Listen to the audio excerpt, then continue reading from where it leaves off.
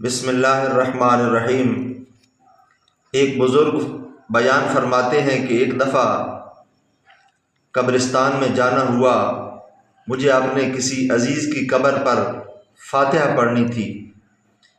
فرماتے ہیں کہ جس قبر پر فاتحہ پڑھنے کی غرض سے اور ارادے سے میں قبرستان گیا تھا، اس قبر پر فاتحہ پڑھ کے واپس لوٹ رہا تھا، میں نے دیکھا ایک بوسیدہ اور پھٹی ہوئی قبر جو ہے وہ مجھے نظر آئی۔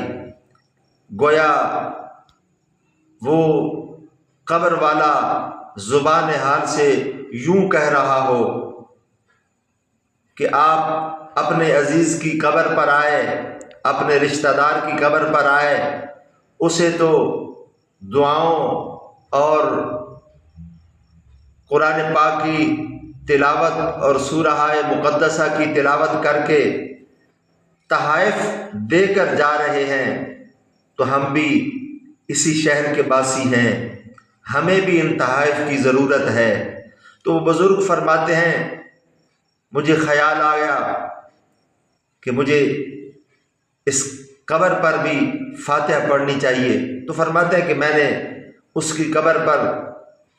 قبر پر فاتحہ پڑھنے کی غرض سے رک گیا اور کچھ پڑھ رہا تھا، سورہ مقدسہ کی تلاوت کر رہا تھا۔ اچانک میں نے دیکھا اس قبر کا کتبہ، وہ جو تختی لگی ہوتی ہے نا قبر کے سرہانے، وہ گری پڑی تھی زمین پر اور خاک آلودہ تھی۔ وہ بزرگ فرماتے ہیں کہ جب میں نے اس کو صاف کیا تو میری حیرانگی کی انتہا ہو گئی۔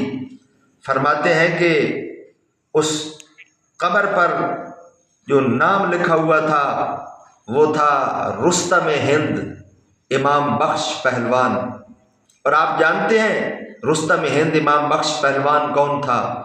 راجے مہاراجے جس کو اپنے دربار میں بلانے کے لیے بڑے بنا سوار کے ہاتھی بھیجتے تھے بلانے کے لیے، اور وہ بڑے ناز نخرے کے ساتھ راجے مہاراجوں کے جو ہے نا وہ دعوت پر اور ان کے درباروں میں آتا تھا بڑے ناز و نام کے ساتھ، اور آج منو کے حساب مٹی کے نیچے آرام کر رہا تھا۔